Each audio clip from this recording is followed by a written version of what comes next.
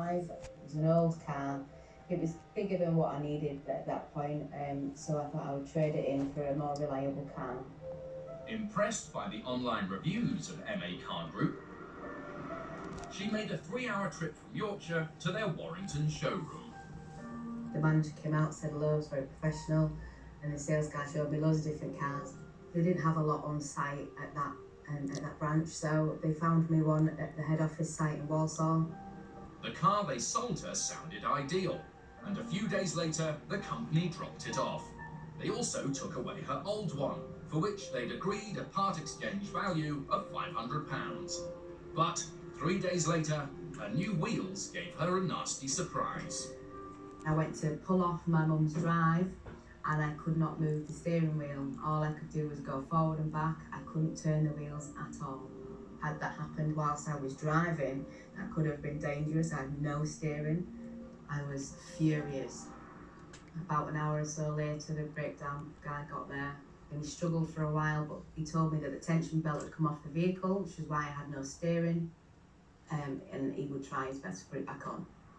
The car was temporarily fixed, but as Samantha was advised the problem would happen again, she contacted MA Car Group to try to get them to sort the issue out.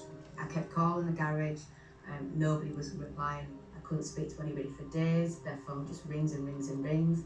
So I was really annoyed that it had happened, getting 4 days in. But I was even more annoyed that the amount of times I called and left messages that not one person bothered to return my call. And then when more problems began to develop, the electrics were playing up a little bit, the parking sensors weren't working right. She began to get worried that the car was dangerous. As she was still within the 30-day period, Samantha cancelled the deal.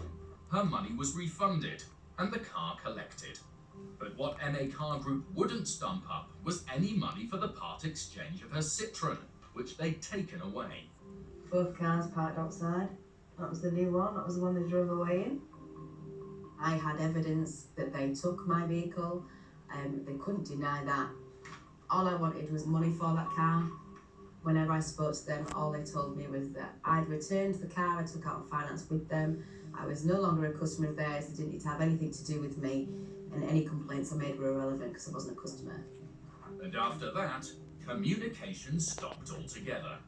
It was very frustrating. They just ignored me for the following 7 months. They didn't acknowledge any correspondence that I'd sent, phone calls, emails, nothing. Wouldn't acknowledge me at all. The car alone left her £500 down, but that wasn't the only cost. When I rang to cancel my car insurance because I had no car anymore, I had a £150 fee to pay. In terms of time and money, whilst this whole thing was going on, it cost me a fortune. But that meant she now couldn't afford a car, something which took its toll on family life. It was about 6 months I had no car, which was tough. We couldn't go out for days out on a weekend or anything like that. The kids, it affected them. They couldn't go see the nana every fortnight for tea like they were used to. It just affected me with work and going places and visiting friends and family, really. After months with no response from MA Car Group, Samantha sought advice and filed a claim through the county courts. When MA Car Group didn't respond, Samantha won a judgment for £1,000. And then, suddenly, the garage sprang into action. MA Car Group put in an application to the court to have that suspended, claiming they hadn't received the documents as the documents were addressed to the wrong company and it should have been in a different company name. But when the matter went to court, surprisingly, no one from MA Car Group turned up. I would think that if you were going to request a hearing, you would show up. I was shocked. I was a bit disappointed, actually, because I really wanted them to get it, to be honest. I did. I wanted to make them look like fools. The judge upheld Samantha's claim, but she still hasn't got her money. Although they had a court judgment against them, they still weren't going to pay me it. I was ringing and they weren't doing it, so I had no alternative but to pass my case over to the sheriffs. If the sheriffs get the money, then that's quids in for me, and at least I don't have to deal with it anymore.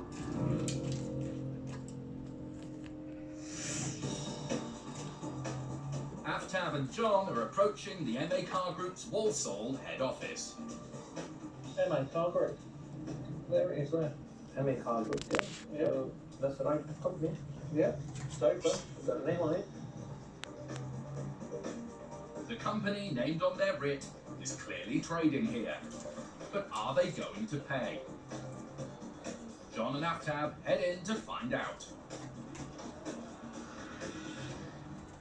Reception is deserted, so Aftab rings the bell. And in the meantime, they can't resist the lure of the car showroom.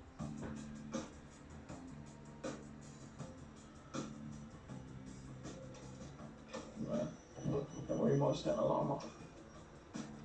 They may be the other side of a locked door, but the assets here are already giving the sheriffs good reason to feel positive. First impression, lots of nice cars, signed as a defendant company. So yeah, looks good. Someone's coming. Yeah. Hi there, how you doing? John Farley here to enforce a High Court writ that's been issued against MA Car Group. You director of the business? I'm not. Miss Samantha Cosgrove took a judgment against MA Car Group on the 30th of May. It's been transferred to the High Court on the 17th of July. £2,194. Here to collect or look at removing goods. No.